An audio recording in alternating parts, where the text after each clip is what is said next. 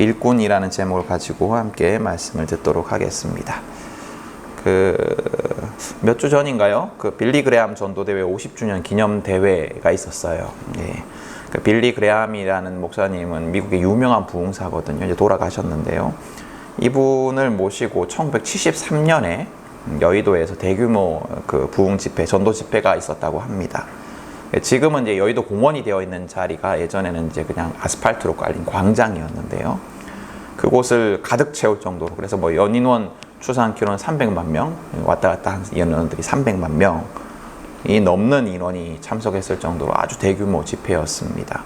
그리고 주최 측에 의하면 8만 명의 사람이 그 집회를 통해서 복음을 받아들였다 라고 할 정도로 굉장한 집회죠. 상상도 안 되는 집회죠. 그러니까 8만 명의 사람들이 그 부흥 집회에 참석해서 예수를 믿었다는 거예요. 그래서 그 기간 동안에 부흥 집회가 있고 또 몇 년 동안에 서울의 지역 교회들이 뭐 몇백 개가 늘어났다, 뭐 이런 얘기가 있을 정도로 굉장히 큰 집회였습니다. 뭐 이거 외에도 익스플로 이런 여의도 광장에 그런 대회들이 굉장히 많이 있었다고 합니다. 그 즈음에 이렇게 대규모 집회나 특별한 행사를 통해서 복음을 전하고 복음을 받아들이던 시대가 있었어요.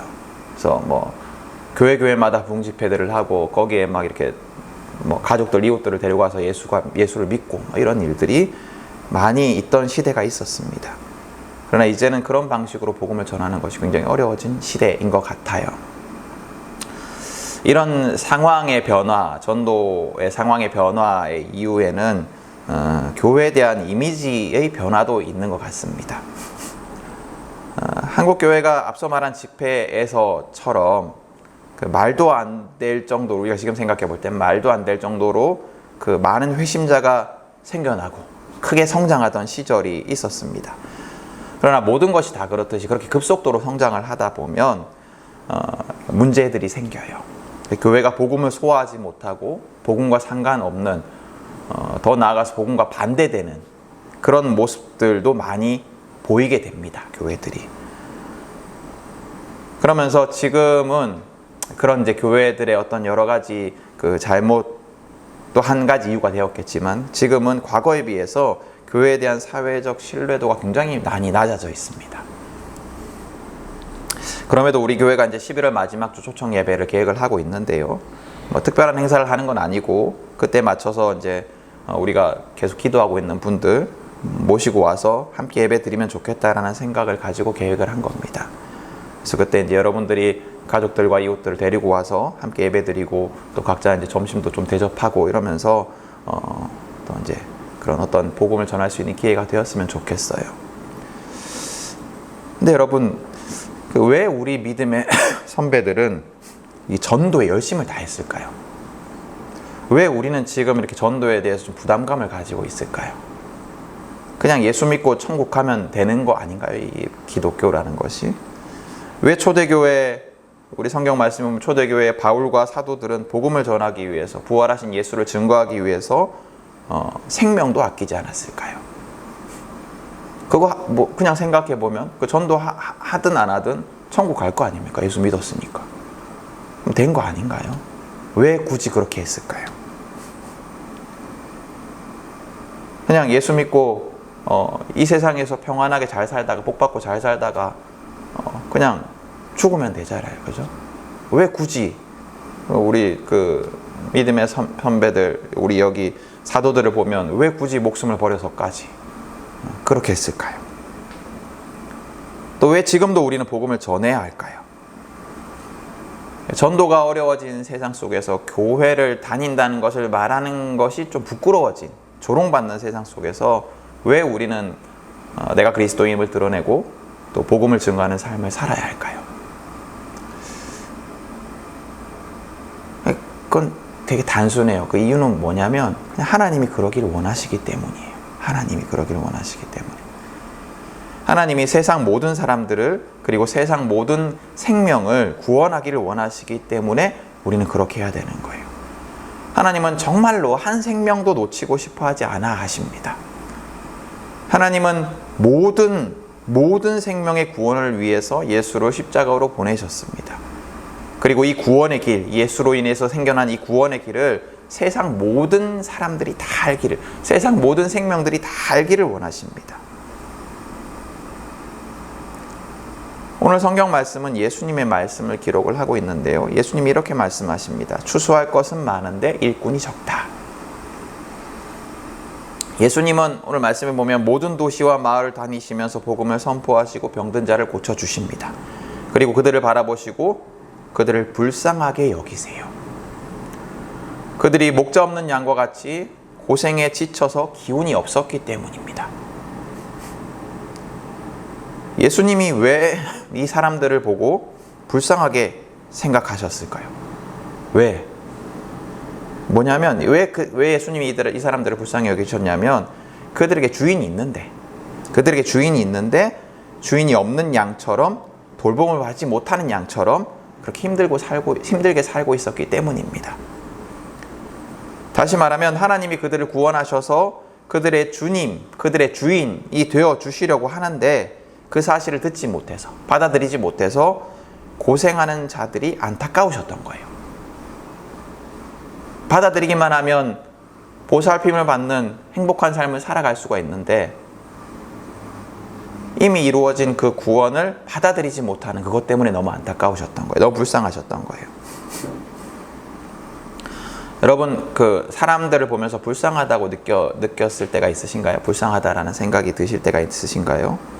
저도 문득 그런 마음이 들 때가 있습니다. 왜 그럴까를 생각해 보면 그 사람의 인생이 나와 다르지 않는 것 같아서 공감이 돼서 그럴 때도 있는 것 같고, 아니면 내가 해줄 수 있는 것이 없어서 그 사람의 아픔에 대해서, 그 사람의 슬픔에 대해서 내가 공감은 하지만 더 이상 어떻게 해줄 수가 없어서 그래서 안타까워하며 슬퍼하는 것 같아요. 근데 예수님이 불쌍하게 여기신 이유는, 예수님이 이 사람들을 보고 불쌍하게 여기신 이유는 좀 달라요. 예수님은 그들이 행복할 수 있는데, 그들이 반드시 행복해야 하는데, 그 길이 예수께 있는데, 그 길이 불가능하지 않은데, 바로 앞에 있는데 그것을 알지 못하고 불행하게 살아가기 때문에 슬퍼하신 거예요. 너무 안타까워하신 거죠. 근데 여러분 다 전도해보려고 노력해보셨겠지만, 전도해보려고 시도해봤던 사람이라면 예수님의 말씀 중에 추수할 것이 많다 라는 이 말이 우리 현실에서는 참 받아들이기 어려운 말처럼 들리기도 해요. 추수할 것이 안 많아 보여요. 그렇지 않아요? 전도를 해보려고 하면 추수할 것이 많다는 거면 가면 막 그냥 이렇게 남만 되면 다 와야 되잖아, 그죠? 근데 안 그런 것 같아요. 예수님은 이제 예수님이니까 스스로 복음이시고 하나님의 아들이시고 능력이 많으시니까 가서 복음을 전하기만 하면 다 받아들일 거니까 이제 그렇게 말씀하신지 모르겠지만, 우리는 안 그렇잖아요. 우리가 복음을 전하려고 하면 어디 추수할 것이 많은가요?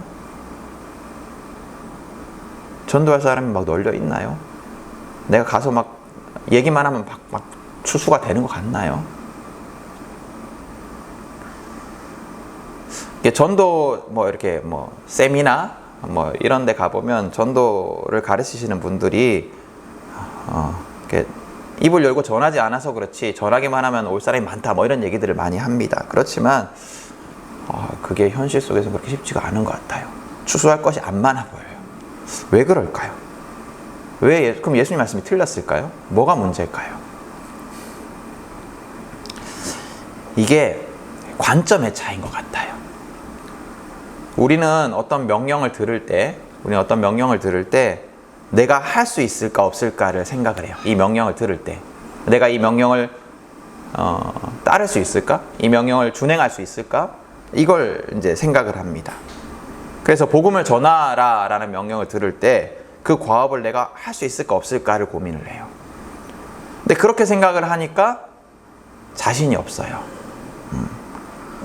복음을 전할 때 추수할 것이 많다고 예수님 말씀하셨지만, 복음을 전할 때 이 복음을 받아들일 만한 사람이 보이지가 않아요. 내가 할 수 있을까 없을까를 생각하니까.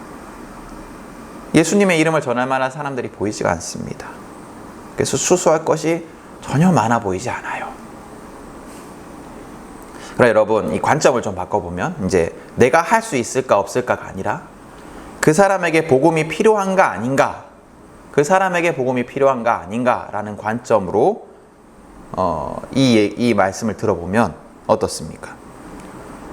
여러분, 내 가족이, 내 이웃이, 내 주변에 그 사람이 복음이 필요합니까? 복음이 필요합니까? 그 사람이 오늘 말씀에서처럼 주인 없는 양처럼 홀로 인생의 모든 무게를 지고 살아가느라 지친 것이 여러분 보이세요? 하나님 안에 있으면 보살핌을 받을 수 있는데 보살핌도 받지 못하고 이리저리 고생만 하면서 살아가고 있는 것이 여러분 보이십니까? 단순히 무슨 경제적인 문제 이런 것이 아니고 그 사람의 인생이, 그 사람의 영혼이 의미 없는 것을 위해서 막 좌충우돌하면서 살아가는 것들이 보이지 않습니까? 겉으로 보기엔 멀쩡하지만 그 사람의 인생 속에 늘 불안이 있고 아픔이 있고 슬픔이 있는데 그 사람에게도 참 행복과 참 평화가 임해야 하겠다라고 생각이 들지 않으세요? 복음을 전하라는 명령 앞에서 내가 기준이 되어서 내가 할 수 있을까 없을까를 생각하면 추수할 것이 많아 보이지가 않습니다. 자신이 없기 때문이에요. 내가 할 수 있을까? 내가 전에 봤는데 영 반응이 없던데. 그러나 그 사람이 기준이 된다면, 그 사람의 필요가 기준이 된다면, 그 사람에게 복음이 필요한가, 예수님이 필요한가 라고 질문해 본다면 답은 다를 거예요.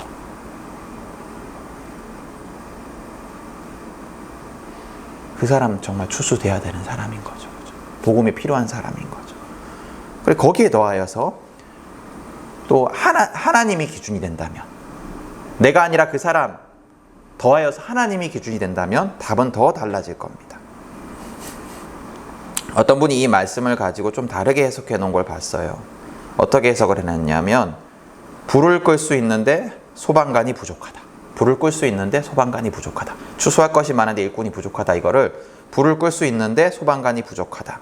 다시 말하면 불이 났잖아요. 반드시 불이 꺼져야 되죠. 반드시 불이 꺼져야 되죠. 반드시 불이 꺼져야 되고 불을 끌 수 있어요. 불을 끌 수 있는 장비도 있고 다 능력도 있어요. 그런데 소방관만 부족한 거예요. 불이 났으면 반드시 꺼져야 되고 그럴 만한 도구도 있고 그럴 만한 여러 가지 시설도 다 돼 있는데 사람이 없는 거예요.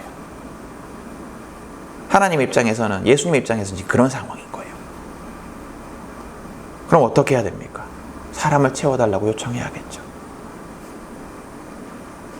하나님은 모든 생명을 구원하기를 원하세요. 또 모든 생명은 구원받아야 됩니다. 맞죠? 모든 생명은 구원받아야 돼요. 또 하나님은 모든 생명을 능히 구원하실 수 있는 능력이 있으신 분입니다. 능력도 있고 필요도 있고 다 있어요. 근데 그러기 위해서 일꾼이 있어야 되는데 그 일꾼이 없는 거예요.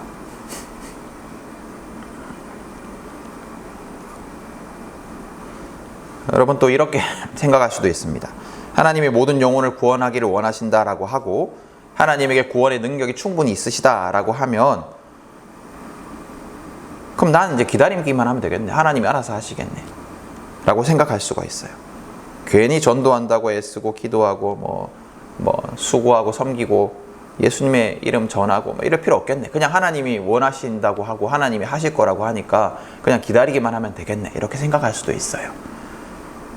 근데 오늘 예수님은 그 일을 위해서 하나님이 충분히 그러실 만한 능력도 있고 또 그럴 만한 의지도 있으시고 또 그래야 하지만 그럼에도 불구하고 그 일을 위해서 반드시 일꾼이 필요하다라고 말씀을 하십니다.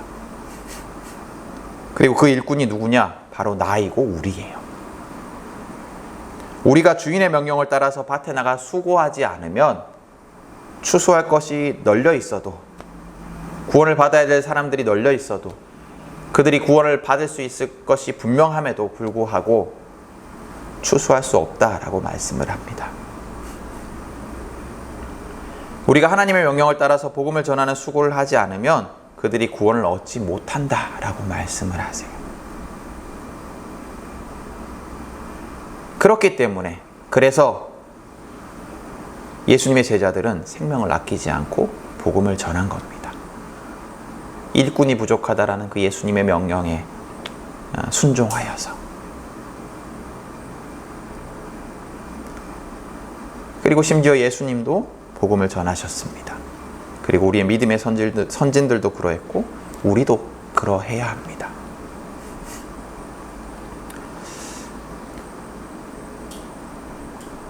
근데 그럼에도 불구하고 주저하게 되는 것이 솔직한 마음이기도 해요. 우리의 마음이기도 해요. 자신이 없는 거죠. 내가 전하는 이 복음이 저 사람 변화시킬 수 있을까? 저 사람이 나와 같이 이 평화, 하나님 안에 있는 이 평화 누리며 살아갈 수 있을까? 저 사람을 둘러싸고 있는 그 불행의 이유들이, 원인들이 복음으로 인해서 정말 해결될 수 있을까? 정말 복음의 능력이 있어서 저 사람이 완전한 행복을 누리며 살아가게 될 수 있을까? 의심하고 질문하게 됩니다.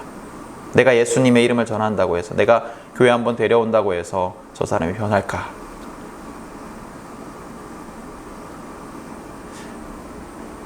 근데 성경은 우리의 이 의심의 질문에 답을 하고 있어요. 하나님이 해주신다라고 확실하게 답을 하고 있어요. 출애굽기 19장 말씀을 보면, 출애굽기 19장에 하나님은 모세에게 하나님이 이스라엘에 베푸신 구원의 두 가지 의미를 설명을 하고 있습니다. 출애굽기 19장은 이제 이스라엘을 이집트로부터 이제 이끌어내어서 시내산에서 하나님께서 하신 말씀이에요. 모세에게 하신 말씀을 기록을 하고 있는데요. 하나님이 이스라엘에게 베푸신 구원의 의미를 두 가지 설명하고 있는데, 이 하나님이 이스라엘에게 베푸신 구원이 곧 세상을 향한 하나님의 구원 행위를 비유한 것이기도 해요. 단순히 이스라엘의 구원 이야기뿐만이 아니라 우리를 향한, 세상을 향한 구원의 의미이기도 한다라는 거예요. 그럼 어떻게 설명을 하고 있을까요? 19장에 보면 하나님이 첫 번째로 이렇게 설명을 하십니다. 하나님이 이스라엘을 마치 어미 독수리가 그 날개로 새끼를 업어 나르듯이 이집트로부터 인도하여 내었다. 어미 독수리가 그 날개로 새끼를 업어 나르듯이. 독수리의 습성이 어떤지 잘 모르겠지만 그냥 이 이미지를 상상을 해보면 어미 독수리가 새끼를 그냥 업어 나른 거예요. 그죠? 업어 나른 거. 상상을 한번 해보세요. 새끼의 능력과 상관없이, 새끼가 날 수 있는가 아무 상관없어요. 그죠? 그냥 전적으로 어미 독수리가 어미 독수리의 능력으로 책임져서 움직여 주는 거예요. 그죠? 그냥 새끼는 이렇게 있으면 되는, 가만히 있기만 했고 어미 독수리가 그냥 다 옮긴 거예요. 그러니까 하나님이 이스라엘을 이집트로부터 구출해낸 것이 어떤 거냐면, 이스라엘의 능력과 상관없이, 이스라엘의 어떤 상황과 상관없이, 이스라엘 마음과 상관없이, 아무것도 상관없이 하나님의 전적인 능력으로 이스라엘을 억압과 핍박의 나라에서 탈출시켜 주신 겁니다. 여러분, 출애굽 사건을 한번 기억을 해보세요. 그 출애굽 사건은 보면 전부 다 기적이에요. 전부 다 기적. 그냥 기적으로 다 점철된 사건들입니다. 이집트에서 일어난 10가지 재앙, 모세가 지팡이 들고 가서 10가지 재앙을 일으키잖아요. 다 기적이죠. 그것도 그렇고, 홍해가 갈라지는 사건도 그렇습니다. 기적이죠. 그리고 그 이후에도 한 민족이 많은 숫자의 사람들이 안정적인 주거지도 없이 광야를 죽지 않고 흩어지지 않고 살아남아서 계속해서 정체성을 유지했다라는 것도 사실은 기적입니다. 출애굽 사건은, 출애굽의 과정은 하나하나 기적으로 가득 차 있어요. 근데 이게 무슨 의미일까요? 전부 다 기적적인 사건이라는 게 무슨 의미일까요? 그만큼 상식적으로 불가능한 일이었다라는 거예요. 그 상식적으로 불가능한 일을 하나님의 전적인 능력으로, 기적으로 가능하게 한 사건이 출애굽기입니다. 하나님의 구원이라는 게 그렇다라는 거예요. 하나님의 구원이라는 것은 전적인 하나님의 능력으로 기적적인 사건들을 통해서 이끌어내는 것, 그것이 구원이라는 겁니다. 그 두 번째 구원의 의미는, 출애굽기 19장이 말한 두 번째 구원의 의미는 뭐냐면, 하나님이 탈출시켜 주셨을 뿐만 아니라, 그것으로 끝이 아니라, 이집트로부터 탈출시켜 주는 것, 그것으로 끝이 아니라 영원히 책임져 주시는 것이 구원이라는 거예요. 출애굽기 19장에서 하나님은 이스라엘에게 이렇게 약속을 하십니다. 이제 너희가 정말로 나의 말을 듣고 내가 세워준 언약을 지키면 너희는 모든 민족 가운데서 나의 보물이 될 것이다. 온 세상이 다 나의 것이다. 그러므로 너희는 내가 선택한 백성이 되고 너희 나라는 나를 섬기는 제사장 나라가 되고 너희는 거룩한 민족이 될 것이다. 그냥 단순히 탈출시켜 준 것으로 끝이 아니고 그럼 이제 네 알아서 해라가 아니고 영원히 나의 백성으로서 책임져 주시겠다라는 약속입니다.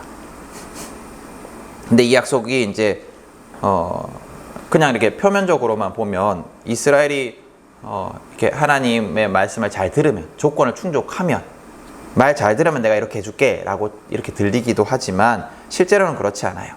하나님의 말씀은 이렇게 하셨지만 이미 먼저 하나님께서 이스라엘 선택해 주셨잖아요. 그래서 이미 그 품 안에 안아 주셨어요. 어미가 새끼를 품 안에 안듯이 이미 안아 주셨습니다. 그러므로 하나님 안에 이스라엘이 지금 이 상태처럼 하나님 안에 있기만 하면, 하나님 보호 아래 있기만 하면 하나님이 이미 베푸신 복이, 하나님이 이미 베풀고 계신 이 복이 영원히 지속될 것이다 라는 약속이에요. 그러니까 이스라엘이 뭘 해야지 해준다는 것이 아니고 지금 이대로 있기만 하면, 지금 이대로 있기만 하면. 하나님은 이스라엘이 아무것도 아니었을 때, 구원받을 만한 이유가 아무것도 없을 때 이스라엘을 위해서 기적을 행하시고 그들을 이집트라는 불행 속에서 건져내 주셨습니다. 그러나 그저 건져내 주고 만 것이 아니에요. 건져만 주신 것이 아닙니다. 물에 빠져 죽을 사람 건져내서 그냥 이제 알아서 해, 외딴 곳에 던져놓고 사라지지 않으셨어요. 요새 마약 이렇게 범죄가 많이 늘어난다고 하는데 마약에 빠진 사람을 구출해 줬어요. 마약 소굴에서 구출해 줬어요.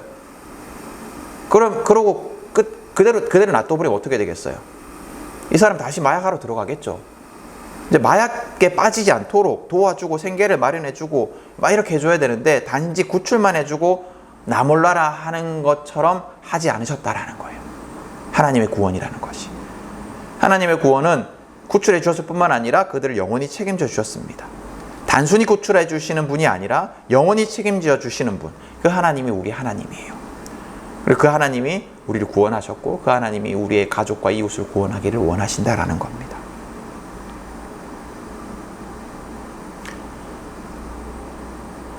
그러니까 우리가 복음을 전할 때 의지하는 그 하나님의 능력이라는 것이 이렇다라는 거예요.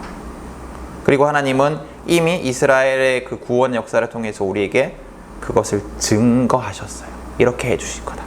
내가 이스라엘에게 이렇게 한 것처럼 너에게도 그렇게 했고 너의 이웃과 너의 가족에게도 그렇게 행하실 거다 라고 성경이 가르치고 있는 겁니다. 그뿐만 아니에요. 우리에게는 또 다른 확실한 구원의 소망이 있습니다. 바로 예수님이에요. 예수님도 마찬가지였어요. 우리가 아직 죄인이었을 때, 로마서에는 그렇게 적혀있죠. 우리가 아직 죄인이었을 때 우리를 위해서 죽으시고 그 죽음으로 자기의 사랑을 확증하셨다.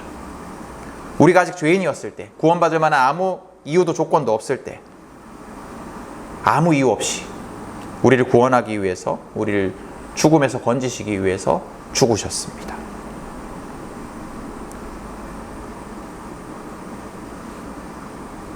아무 이유 없이 이스라엘을 놀라운 능력과 기적으로 구원하신 하나님이 지금 우리를 위하여서도, 또 우리의 가족과 이웃을 위하여서도 일하지 않으시겠습니까? 아무 이유 없이 이스라엘을 영원히 책임지신 그 하나님이 우리의 가족과 이웃도 책임지지 않으시겠습니까?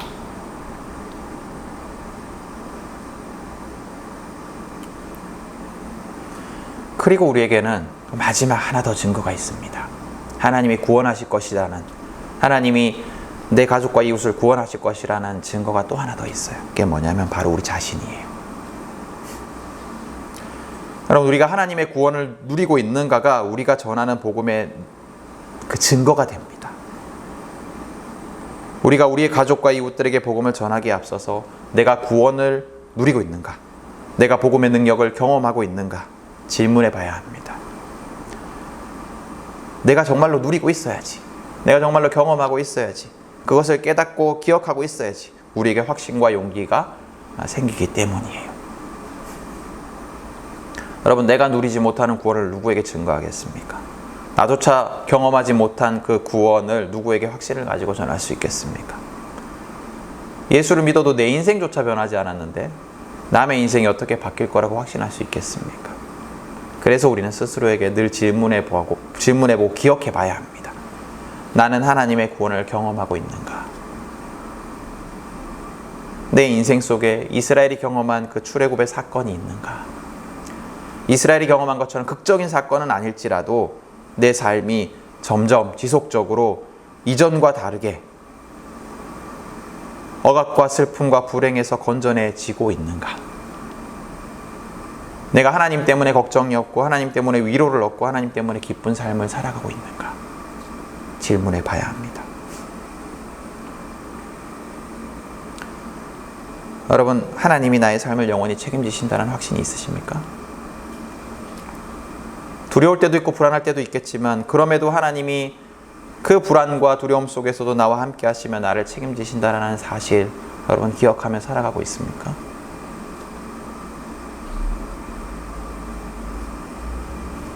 나의 삶에 일어난 그 기적들이 내 가족과 이웃에게도 분명히 일어날 거예요. 여러분, 광고 시간에 말씀드렸지만 오늘 한국전쟁 기념일이에요. 6.25 전쟁 기념일이에요. 1950년 발발하는 한국전쟁으로 인해서 지금까지도 우리는 큰 상처를 짊어지고 살아가고 있습니다. 한쪽에서는 그 북한에 의해서 피해를 입은 그 상처들을 해결하지 못하고 있고, 또 한쪽에서는 전쟁 중에 일어난 여러 가지 미군과 한국군의 범죄로 인해서 또 일어났던 그 아픔 때문에 해결하지 못하고 있고, 큰 상처를 짊어지고 살아갑니다. 전쟁이라는 것은 사실은 선과학이 없는 아주 끔찍한 시공간이에요. 누가 옳고 누가 그르고가 없습니다. 인간성의 한계에 이렇게 몰린 사람들이 행하는 여러 가지 악들이 그냥 가득 들어가 있는 게 전쟁이에요. 우리의 부모, 우리의 조부모 세대들이 겪은 전쟁의 고통과 슬픔을 우리는 상상조차 할 수가 없습니다. 그리고 그 경험의 차이가 세대 간의 반목과 갈등을 불러일으키기도 해요. 얼마 전에 이제 그 북토크에서 만난 공선옥 작가가 이런 말씀을 하더라고요. 어린 시절의 전쟁을 경험한 세대들은 다 찢겨진 아이를 가슴에 품고 살아가고 있다. 어린 시절 전쟁을 겪으면서 이게 가치 판단 없이 그냥 오롯이 그냥 감당한 거예요. 도덕적 판단도 없고 이게 상처고 뭐고도 모르고 그냥 끔찍한 일들을 다 감당한 거예요. 찢겨진 아이를 품고 살아가고 있다라고요. 어린 시절 오롯이 감당해야 했던 그 전쟁의 참혹함이 어른이었으면 그것을 어떻게든 가치 판단도 해보고 할 건데 어린아이니까 그냥 참혹함 그대로 찢겨진 그 아이가 지금 노인이 되어서도 이 가슴 속에 살아있는 거예요. 멈춰져 있는 거예요. 그 아픔에. 이건 전쟁을 직접 겪은 세대뿐만 아니라 그 이후에 우리 부모님 세대들까지 다 그런 것 같아요. 그리고 그 젊은 세대들이 그 찢겨진 아이를 이해해야 한다라고 말씀을 하시더라고요. 그런데 경험해보지 못한 세대가 그 찢겨진 아이를 이해한다라는 것이 가능할까 쉽지 않을 것 같아요. 그러나 그럼에도 불구하고 이해되어야 하고 치유되어야 하는 것은 확실합니다. 전쟁이라는 거대한 경험, 한 세대, 한 민족에 영향을 미치는 거대한 슬픔과 아픔도 있지만 각 개인의 인생 속에도 절대 해결될 것처럼 보이지 않는 슬픔과 아픔들이 있습니다. 우리는 그런 이야기를 들을 때가 있어요. 그저 안타까워할 뿐이죠. 어떻게 해결해 줄 수가 없으니까. 그러나 하나님은 그 슬픔과 아픔을 해결하실 수 있습니다. 그리고 그 사람의 인생이 다시금 과거의 슬픔과 아픔으로 돌아가 허우적대지 않도록 영원히 함께 하시며 지켜주실 수가 있습니다. 그게 복음의 능력이고 그게 구원의 능력이에요. 여러분, 나의 인생 속에 혹시 여전히 구원이 필요한 부분들이 있습니까?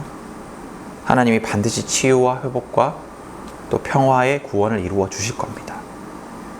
그리고 그 하나님이 내 인생을 계속해서 만지시고 회복시키시는 그 하나님이 내 가족과 이웃의 슬픔과 아픔과 절망과 고통 속에도 구원을 이루어 주실 겁니다. 불가능해 보이는 그 구원, 그 놀라운 일이 반드시 이루어질 거예요. 믿고 확신하며 구하십시오. 그리고 성실한 일꾼처럼 구원을 위해서 내 가족과 이웃을 위해 일하십시오.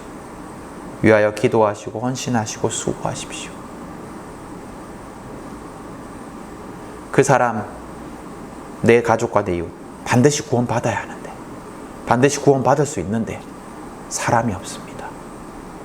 누가 그 일을 하겠습니까? 여러분, 세상을 향한 하나님의 사랑의 그 구원을 이루는 일꾼이 되지 않으시겠습니까? 오늘 말씀을 기억하면서 우리가 그 일에 동참하는 자들 될 수 있기를 바랍니다. 성실하게 주인의 명령을 따라서 일꾼의 역할을 잘 감당한 우리 모두가 될 수 있기를 축복합니다.